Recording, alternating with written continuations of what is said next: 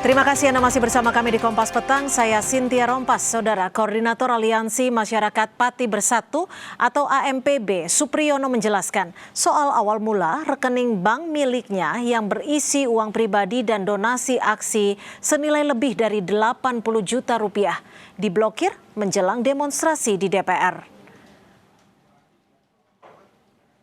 Dana yang tersimpan pada salah satu bank plat merah yang akan digunakan untuk menyewa bus dari Pati berkaitan dengan demo akan digelar pada 27 Agustus 2026 mendatang hingga Minggu pukul 11 pagi masih terblokir.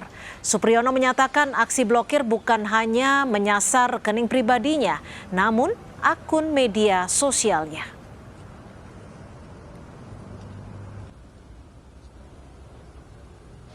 Tanggal 22 jam 11 siang itu akun TikTok saya diblokir. Setelah itu jam 1 rekening saya diblokir.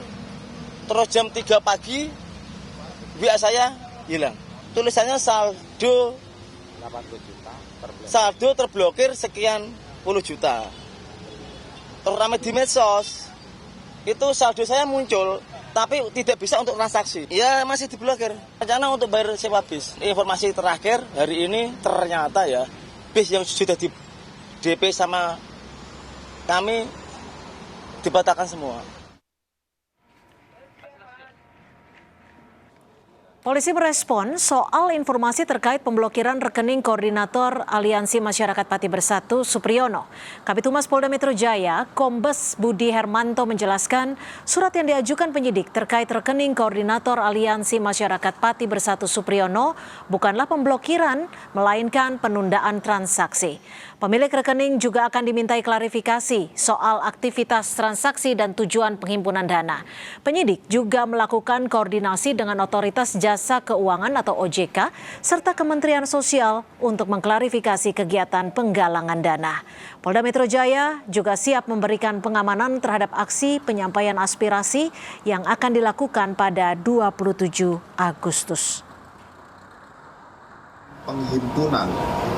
Penghimpunan dana itu harus menggunakan izin terkait tentang badan usaha, bukan dilakukan oleh perorangan. Sehingga pada hari ini penyelidik sedang mengirimkan klarifikasi untuk bisa ditindaklanjuti penggalangan tersebut tujuannya untuk apa. Penyelidik juga berkoordinasi dengan pihak OJK dan Kementerian Sosial. Jadi kita meluruskan surat yang dikirimkan oleh penyelidik adalah pemberitahuan tentang rujukan permohonan penundaan transaksi, bukan pemblokiran. Wakil Ketua Komisi 6 DPR RI, Andre Rosiade, angkat bicara mengenai pemblokiran rekening milik Koordinator Aksi Masyarakat Pati Bersatu Supriyono alias Botok. Andre bilang Bank Himbara tak mungkin mengambil keputusan di luar mekanisme hukum yang ada. Pemblokiran dapat dilakukan jika ada permintaan dari Ditjen Pajak, Ditjen Bea dan Cukai, penegak hukum maupun PPATK. Permintaan tentu pihak bank sesuai prosedur yang ada mereka akan melaksanakan. Tinggal nanti kita konfirmasi cerita sebenarnya seperti apa. Perlu dipahami, bank ini adalah organisasi perusahaan yang sangat good corporate governance, sangat transparan, tidak mungkin mengambil keputusan tanpa tidak mungkin keputusan diambil di luar dari mekanisme prosedur dan aturan hukum yang ada. Melalui akun resmi di Threads, Bank Mandiri buka suara soal rekening aktivitas Pati yang diblokir jelang demo 27 Agustus. Bank Mandiri menjelaskan pemblokiran rekening merupakan tindak lanjut dari permintaan aparat penegak hukum dan dilakukan sesuai prosedur yang berlaku.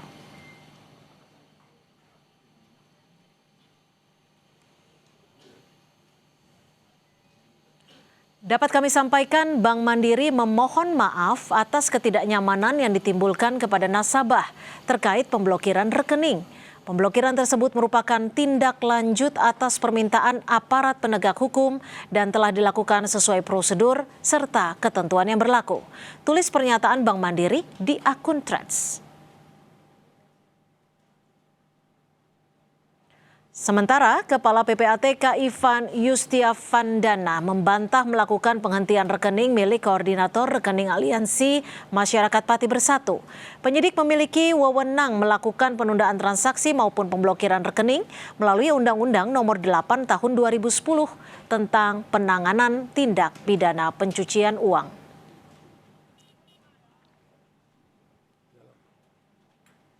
Kepada Kompas TV, Kepala PPATK Ivan Yustiavandana menyatakan PPATK tidak melakukan penghentian atas rekening AMPB. Penyidik memiliki kewenangan. Penyidik bisa melakukan penundaan pakai Undang-Undang Nomor 8 Tahun 2010 dengan Undang-Undang Tindak Pidana asalnya masing-masing. Penyidik bisa melakukan pemblokiran.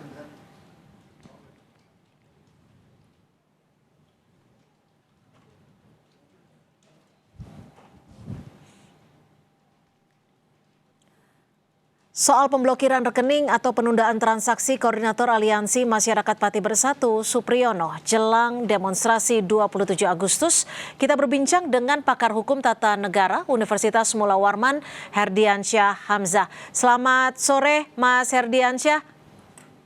Selamat sore, Mbak Cynthia. Ya, Mas Herdiansyah, kalau memang ini betul aparat penegak hukum seperti yang disampaikan oleh bank terkait soal pemblokiran atau menghentikan transaksi, apa yang Anda bisa baca di sini? Apakah ini memang sudah sesuai mekanisme atau terpaksa dilakukan karena adanya hak konstitusional yang akan dilakukan pada 27 Agustus? Ya, saya kira agak sulit untuk tidak mengatakan bahwa upaya memblokir atau yang kemudian tadi diklarifikasi sebagai quote and quote penundaan transaksi adalah bentuk upaya pembatasan terhadap hak konstitusional warga negara untuk menyampaikan pendapat. Ada beberapa hal yang menguatkan dugaan ini.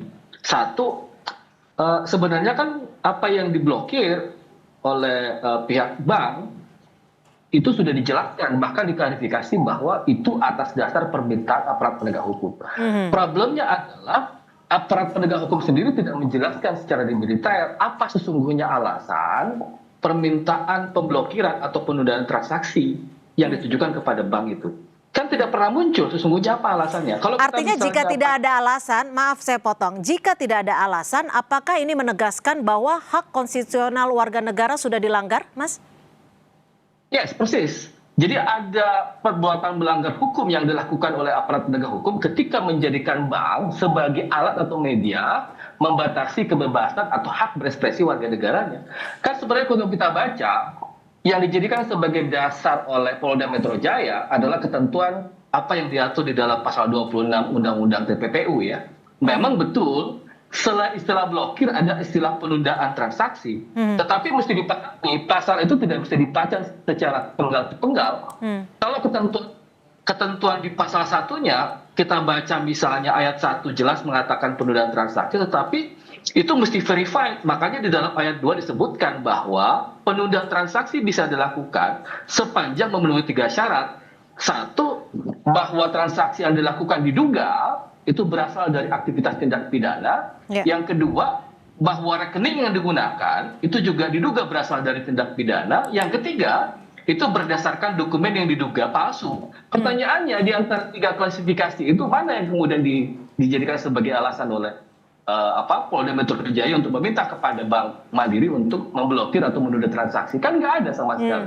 Jadi apa yang kemudian kami sebut sebagai upaya pembatasan terhadap hak konstitusional warga negara untuk menyampaikan pendapatnya dalam perkara ini, itu memang terang benderang ada upaya menggunakan bank sebagai cara untuk membatasi kebebasan berpendapat warga negara. Oke. Kira-kira begitu. Kalau ini disebut oleh Polri adalah bukan pemblokiran, tapi penundaan transaksi. Sebenarnya kalau Anda baca, tujuannya apa penundaan transaksi ini? Apakah memang tujuannya untuk menunda aksi unjuk rasa yang digadang-gadang akan dilakukan 27 Agustus? Atau sebenarnya ada substansi yang berbeda, Mas?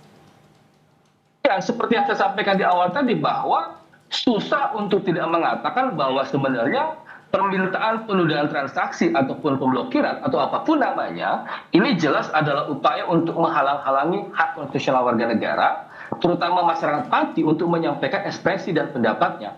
Kan jelas kenapa kemudian dikatakan pembatasan kebebasan berekspresi, karena polisi sebenarnya atau Polda Metro Jaya dalam hal ini itu tidak memiliki dasar yang cukup dan memadai untuk melakukan proses penundaan transaksi kepada Bank Mandiri. Itu satu. Yang kedua, sebenarnya alasan penundaan transaksi yang katanya bukan pemblokiran begitu ya, padahal sebenarnya masyarakat pahamnya mau dia penundaan transaksi atau pemblokiran esensinya tetap sama, itu adalah pembatasan atau tindakan sewenang-wenang yang dilakukan oleh aparat penegak hukum menggunakan bank untuk membatasi kebebasan berpendapat. Nah yang berikutnya tidak kalah menarik adalah sebenarnya kan ada ketidaksesuaian keterangan antara pihak Bank Mandiri sendiri dengan pihak Polda Metro Jaya. Kalau ke dalam keterangan yang disampaikan oleh Bank Mandiri kan disebutkan tuh di dalam thread bahwa ini disebut sebagai frase pemblokiran.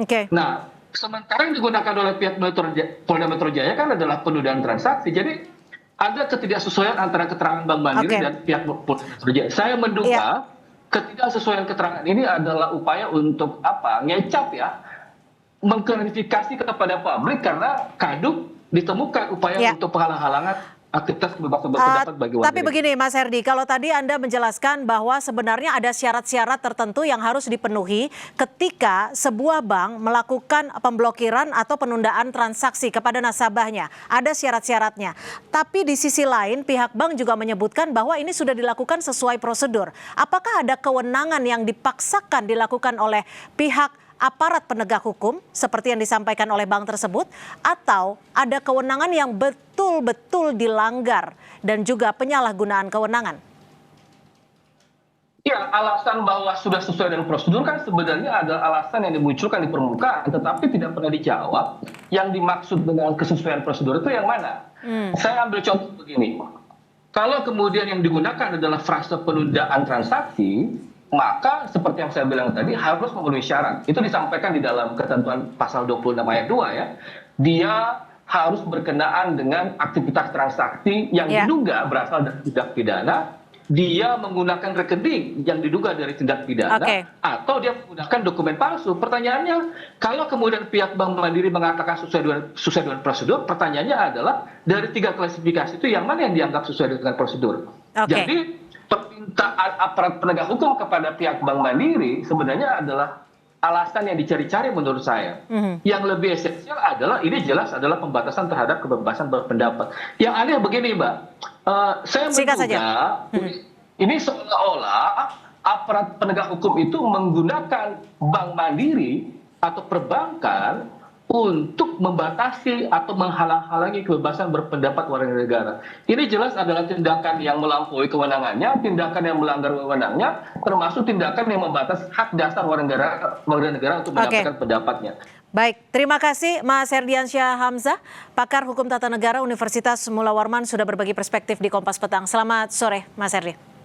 Selamat sore, terima kasih Mbak.